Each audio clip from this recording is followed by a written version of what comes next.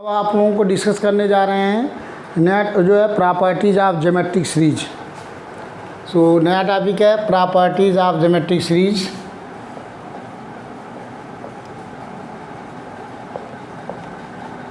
Properties of geometric series. Property base पे question solve होंगे, property का यूज करके सॉल्व कर सकते हैं। सो इसलिए ज्योमेट्रिक जो है आपको कराने जा रहा हूँ प्रॉपर्टीज़ ऑफ ज्योमेट्रिक। इसके लिए अब इसका स्टेटमेंट देख लीजिए। प्रॉपर्टीज़ ऑफ ज्योमेट्रिक सीरीज में the series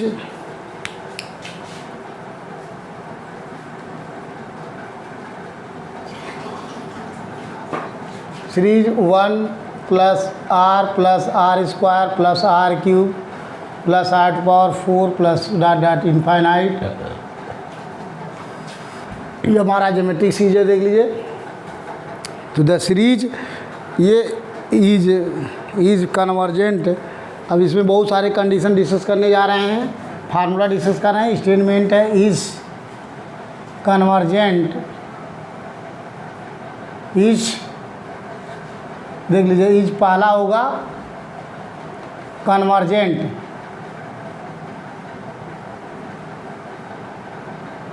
convergent if condition है r modulus of r less than 1। यदि मॉडुलस ऑफ आर पहला कंडीशन है कि जो होगा द सीरीज इतना इस जो है इस कन्वर्जेंट, फर्स्ट है कन्वर्जेंट होगा if modulus of r less than 1। यदि मॉडुलस ऑफ आर की वैल्यू लेस देन 1 होगा उस केस में ये हो जाएगा कन्वर्जेंट। सेकेंड नंबर है आपका डाइवर्जेंट, ये प्रूव कराएंगे सब। प्रॉपर्टी है डाइवर्जेंट इफ कंडीशन है आर ग्रेटर इक्वल टू 1। यदि आर की वैल्यू ग्रेटर इक्वल टू 1 होगा तो जो है ये आपका डाइवर्जेंट हो जाएगा। पहला था the series 1 plus r square plus r cube plus r to power 4 plus dot dot infinite is first number convergent if r modulus of r less than 1 हो। सेकेंड है डाइवर्जेंट होगा if r greater equal to 1, मतलब are की value 1 हो या 1 से बड़ा हो, उस केस में वो डाइवर्जेंट होगा। और नंबर थर्ड है आपका ओसिलेटरी। नंबर थर्ड है आपका ओसिलेटरी।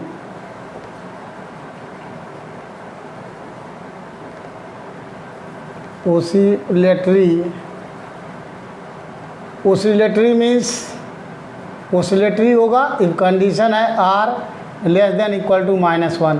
यदि आर की value less than equal to -1 होगा तो ओसिलेटरी हो जाएगा। अब इन तीनों कंडीशन के केस में अब आपको फार्मूला ये स्टेटमेंट है और इस स्टेटमेंट को फॉलो करेगा तो हम डायरेक्टली लिख सकते हैं कि वो कन्वर्जेंट है डाइवर्जेंट है।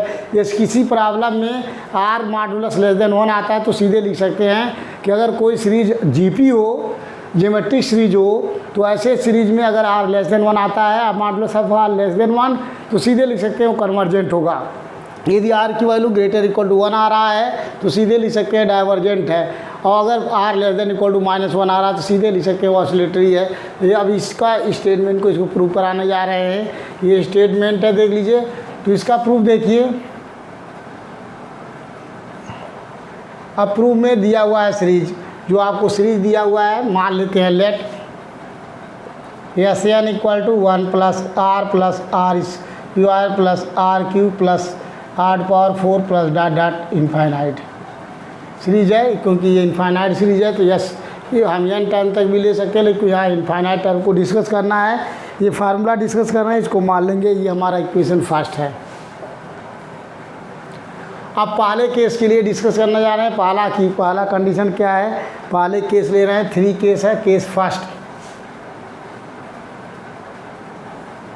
Case first when r modulus less than 1, that is इसका मीनिंग हो गई कि -1 less than r less than 1। इसका मतलब आर की वैल्यू -1 और 1 के बीच में है। यदि आर की वैल्यू -1 और 1 के बीच में है उसके लिए प्रूव करने जा रहे हैं। तो यहाँ देख लीजिए case first when r modulus less than less than 1 that is -1 less than r less than 1।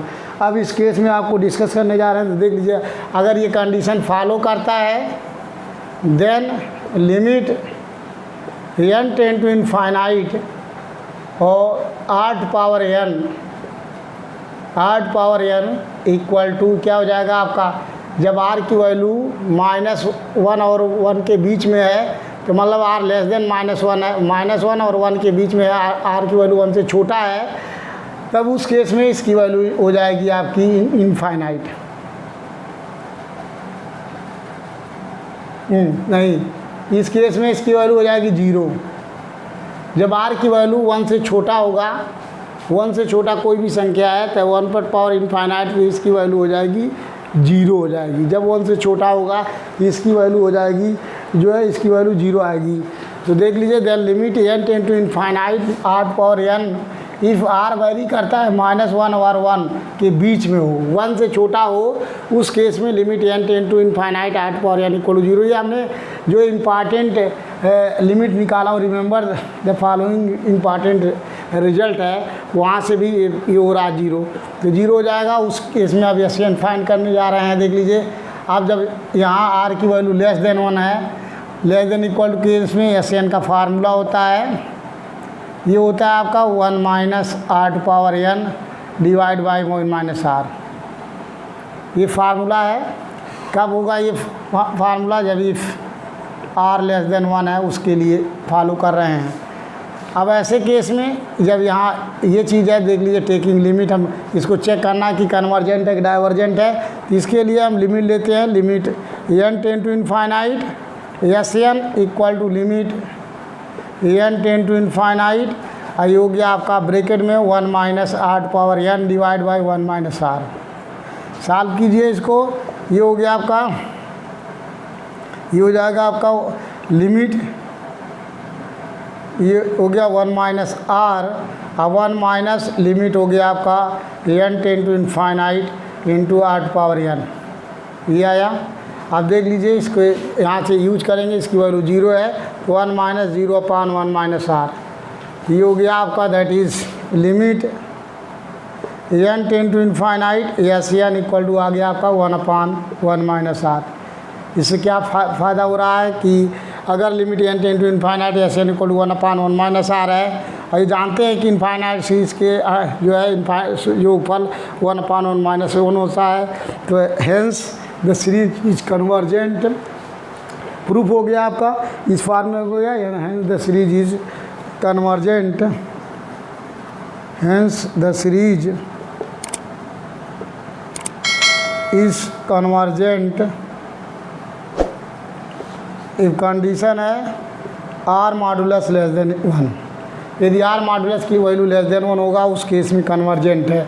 तो पहला पार्ट हमने प्रूव कर दिया कि इधर सीरीज ये अगर इस कन्वर्जेंट होगा कब, जब if r modulus less than 1 होगा तो आपका कन्वर्जेंट होगा, क्योंकि ये जो वैल्यू आएगी वो 1 लेस देन 1 है, 1 से छोटा वैल्यू है, एक में से घटाएंगे जो भी कुछ भी आएगा ये फाइनाइट वैल्यू फाइंड होगी। जब ये फाइनाइट वैल्यू फाइंड हो जाएगा तो limit n tend to infinite S N equal to finite, hence the series is convergent if r less modulus. अब जहाँ भी किसी भी प्रॉब्लम में अगर सीधे लिखा होगा r modulus of r less than 1, 1 से छोटा अगर इसकी वैल्यू होगी तो तुरंत लिख देंगे कि द सीरीज इज कन्वर्जेंट होगा by geometrical, by property of geometric series से ये हो जाएगा आपका जो है कन्वर्जेंट। अब second part case second solve करने जा रहे हैं। देख लीजिए केस सेकेंड में, केस सेकेंड क्या है, या केस सेकेंड में दो कंडीशन है, r ग्रेटर इक्वल टू 1 है और जो है less than r greater equal to 1 है, r greater 1 r equal to 1 है। तो यहाँ दो केस है, इसलिए केस सेकेंड में दो पार्ट है, इसको हम a और b करके ले लेंगे क्योंकि दो पार्ट है। तो इसमें केस सेकेंड में पहला हम पार्ट इसको ले रहे हैं लेट इफ़ r ग्रेटर 1 ले रहे हैं, इफ़ r ग्रेटर 1, क्योंकि इसमें r ग्रेटर इक्वल टू 1 है। तो एक बार पहला पार्ट मानते हैं ये इफ़ r ग्रेटर 1 लेके सॉल्व करने जा रहे हैं, और उसके बाद दूसरे पार्ट में r इक्वल टू 1 मान के सॉल्व करेंगे। अगर r ग्रेटर 1 है देन देख लीजिए r greater 1 then limit n tend to infinite 8 power n की वैल्यू क्या हो जाएगी, जब ग्रेटर 1 से बड़ा है तो इसकी वैल्यू हो जाएगी इनफाइनाइट। अब उसके बाद यहाँ से देखिए एस एन इक्वल टू होता क्या है, ये आर ग्रेटर वन है, बड़ा है, तो ये हो गया 8 power n minus one upon r minus one, ये फार्मूला होता है। अब इसमें limit n ten to infinite S N equal to limit n ten to infinite, ये हो गया आपका 8 power n minus one upon r minus one. Solve कीजिए तो यहाँ से हो गया आपका, देख लीजिए ये लिख सकते हैं आप limit n ten to infinite 8 power n minus one divide by हो गया आर माइनस वन। यहाँ से आप देख लीजिए इक्वल टू लिख सकते हैं 8 पावर एन की वैल्यू आ गई infinite minus one upon r minus one, ये आ गई। अब इनफाइनाइट में से घटाएंगे 1 तो इनफाइनाइट आ गया, इनफाइनाइट बटे r minus one equal to infinite, तो यहाँ से आ गई। इसका मतलब क्या हो गया, limit n ten to infinite S N equal to infinite आ गया। इसका मतलब hence the series is divergent, hence the series is divergent if r greater one. यदि आर की वैल्यू ग्रेटर वन है उस केस में डाइवर्जेंट आ गया, क्योंकि limit n ten to infinite S N equal to infinite find हुआ। Hence the series is divergent if r greater one. तो इसमें दो पार्ट था केस सेकेंड में, पहला केस लिए थे, केस सेकेंड में दो पार्ट था, पहला पार्ट लिए थे इफ़ आर ग्रेटर वन हो। यदि आर की वैल्यू ग्रेटर वन है उस केस में limit n ten to infinite की वैल्यू इनफाइनाइट आ रही है, इस केस में जो सीरीज जो आ रहा वो डाइवर्जेंट हो गया। इफ़ आर ग्रेटर वन के केस में डाइवर्जेंट प्रूफ हो गया। अब इसी तरीके से हम मान लें, इसमें सेकेंड पार्ट लेंगे बी क्या है, when r equal to one, then अगर आर इक्वल टू वन ले रहे हैं तो then equation one becomes,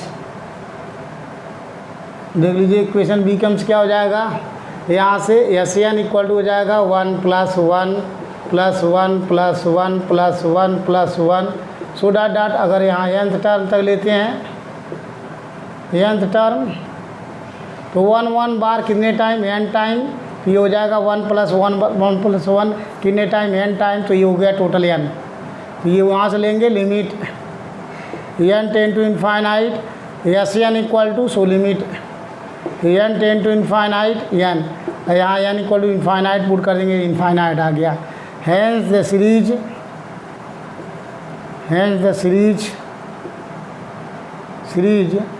is divergent if r equal to 1, hence the series is divergent if r greater equal to 1। यदि r की value greater होगा या equal 1 होगा तो सीरीज हो जाएगी आपकी डाइवर्जेंट, दोनों केस में डाइवर्जेंट हो जाएगा। तो ये आपका केस सेकंड हो गया। सेकंड दोनों कंडीशन में आर की वैल्यू ग्रेटर 1 होगा, इक्वल 1 होगा, दोनों केस में ये डाइवर्जेंट होगा, हमने प्रूव कर दिया। नंबर लेते हैं case number third.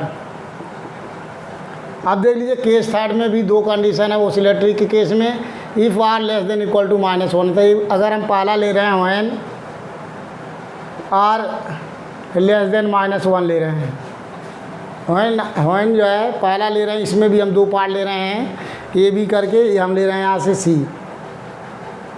Case third में सी पार्ट ले रहे हैं, सी में ले रहे हैं व्हेन आर लेस देन 1। तो हम मान लेते हैं लेट के इक्वल टू, के की वैल्यू हम लेते हैं -1 जो ग्रेटर 1, नहीं के equal to -r greater 1। R की वैल्यू लेस देन 1 है, लेकिन के जो है 1 से बड़ा ले रहे हैं, के की वैल्यू 1 से बड़ा ले रहा हूँ, लेकिन के की वैल्यू -r है, के इक्वल टू -r ग्रेटर 1 ले रहे हैं। इस तरीके से ले रहे हैं कि ग्रेटर ले रहे हैं हम वैल्यू, और जो कि के इक्वल टू -r है।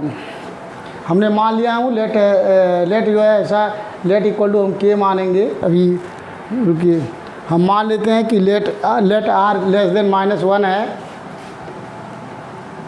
अब यहाँ है और लेते हैं लेट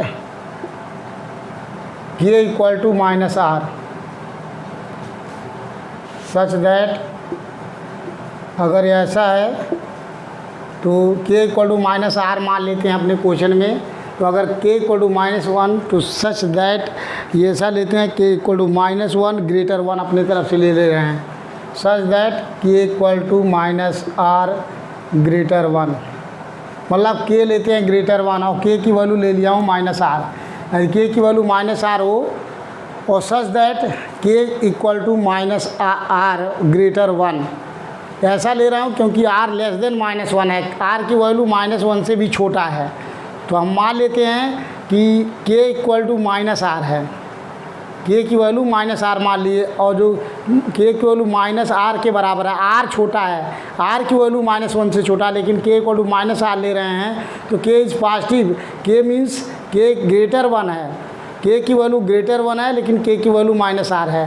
अब इस तरीके से हम जो एस एन लेने जा रहे हैं, देख लीजिए S N equal to formula होगा इस केस में, एस एन इक्वल टू चूँकि यहाँ लेस देन 1 है तो लेस देन 1 होने के लिए फार्मूला होता है 1 minus r to power n upon ये हो गया 1 माइनस आर, ये फार्मूला है लेस देन 1 के केस के लिए। जब आर लेस देन 1 हो या लेस देन -1 हो, ये फार्मूला आपका होता है।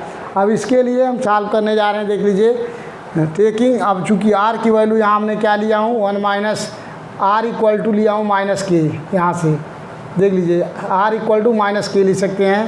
तो आर की जगह पे माइनस, हाँ इसको ये माइनस है तो आर मीन्स ये लिख सकते हैं हम के लिख सकते हैं, आर टू पावर एन है, आर की वैल्यू और यहाँ के की वैल्यू माइनस वो है। तो यहाँ से जहाँ के है, यहाँ जहाँ आपको आर है, आर की जगह पे हम पुट कर सकते हैं -1 टू पावर के टू पावर एन, जहाँ आर है आर की जगह माइनस के लिख सकते हैं। तो ये हो गया minus k to power n divide by minus, और जहाँ आर है वहाँ माइनस के पुट करेंगे, यहाँ से मल्टीप्लाई कर दिया। तो इसको सॉल्व कर रहे हैं, देख लीजिए 1 माइनस ये हो गया -1 टू पावर के और ये हो गया -1 टू पावर एन हो गया और k to power n divide by 1 plus k. अब taking limit n ten to infinite, so limit n ten to infinite यहाँ लेंगे, यस एन इक्वल टू क्यों लेते हैं limit n ten to infinite, यहीं से क्लियर पता चलेगा कि फाइनाइट आ रहा है कि इनफाइनाइट आ रहा है कि आपका ओसिलेटरी आ रहा है, कन्वर्जेंट है डाइवर्जेंट है ओसिलेटरी है, यहीं से पता चलेगा। जो आप एस एन फाइंड करते हैं उसका limit n ten to infinite निकालिए एस एन। तो यहाँ से देख लीजिए हो गया आपका limit n ten to infinite, ये हो गया आपका ब्रैकेट में आपका 1 minus -1 to power k into k to power n upon 1 plus k, ये हो गया। अब इसको अंदर मल्टीप्लाई करेंगे, देख लीजिए इक्वल टू ये हो गया आपका 1 माइनस -1 टू पावर के और लिमिट हो गया आपका n टेन टू इनफाइनाइट, ये हो गया k to power n divide by 1 plus k. अब देख लीजिए यहाँ हमने ऐसा लिया हूँ कि k की वैल्यू 1 से ग्रेटर है, यहाँ r लिख सकते हैं k ग्रेटर 1। जब k की वैल्यू ग्रेटर 1 ले रहे हैं 1 से बड़ा है तो इसकी वैल्यू क्या हो जाएगी, ये आपकी इनफाइनाइट हो जाएगी। ये क्या होगी, इसकी वैल्यू इनफाइनाइट हो जाएगी क्योंकि ये ग्रेटर 1 है। तो ऐसे केस में इसको हम लिख सकते हैं यहाँ माइनस, यहाँ आपको अलग अलग किया हो, जो यहाँ राइट है गलती है, यहाँ n है, अब सही है। अब देख लीजिए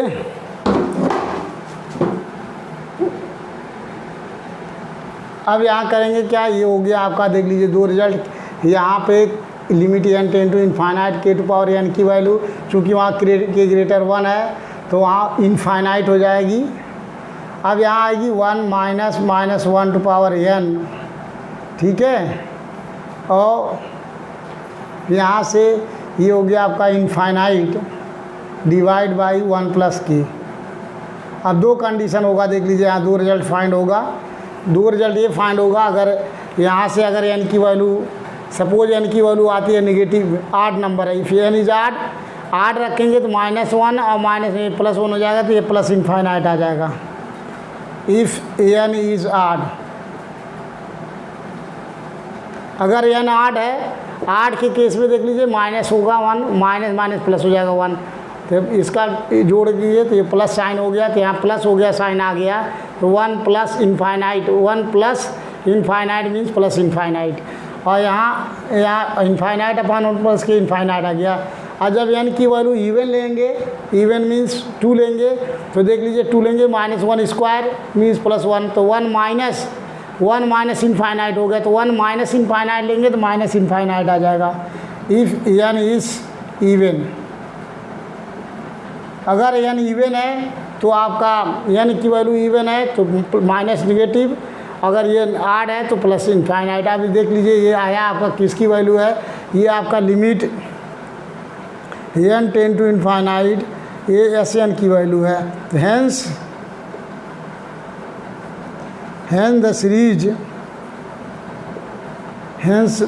इज ओसिलेटरी,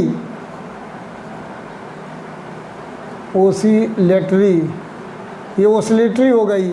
अब चूंकि यहाँ इनफाइनाइट आ रहा है तो ऐसे ओसिलेटरी इनफाइनाइट कहलाएगी, ये इसको ओसिलेटरी इनफाइनाइट भी कह सकते हैं, नहीं तो खाली ओसिलेटरी भी ये लिख देते हैं, क्योंकि आपको जो आंसर दिया है खाली ओसिलेटरी फॉर्म में दिया हुआ है।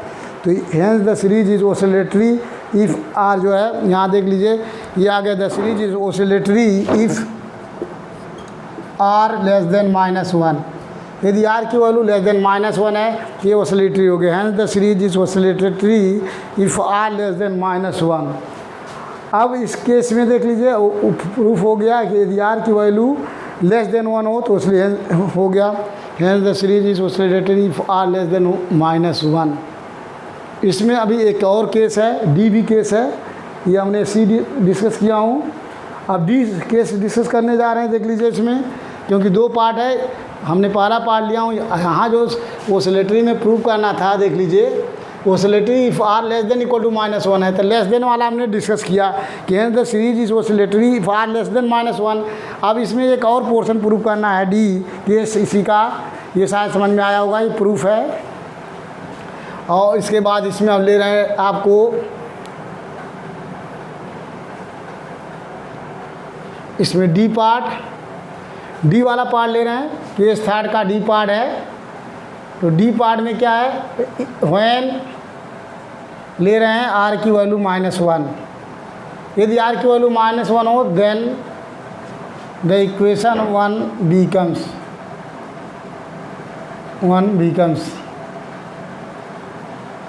बिकम्स क्या हो जाएगा, देख लीजिए एस एन इक्वल टू, अगर आर की वैल्यू माइनस 1 लेंगे तो 1 minus r plus r square plus 1 minus 1 plus 1 minus 1 plus 1 minus 1, ये आपका फाइंड होगा इनफाइनाइट तक। अब इसको लिख सकते हैं, देख लीजिए एस एन इक्वल टू, ये हो जाएगा 0 इफ़ एन इज़ इवन, अगर एन की वैल्यू इवन है तो 0 होगा, 1 इफ़ एन इज़ ऑड, यदि ऑड है तो जो है यानी आप यहाँ भी देख लीजिए ओसिलेटरी है, ये भी ओसिलेटरी प्रूफ हो रहा है। If n is even then plus 0, और इफ़ एन इज़ ऑड तो प्लस 1, यहाँ 0 है प्लस 1, दोनों फाइनाइट लिमिट है। तो इसका मतलब क्या है, taking limit n tend to infinite, S N निकालेंगे, यहाँ भी वही condition 0 to 1 if n is even, यहाँ इफ़ एन इज़ ऑड, ये सॉल्व हो गया। Hence the series is proof हो गया कि जब ये दोनों क्या है नॉट यूनिक है, लिमिट इज़ नॉट यूनिक नहीं है, इसका मतलब कि दोनों लिमिट क्या है, डिफरेंट लिमिट है। The limit is not unique, the limit does not unique, hence the series is oscillatory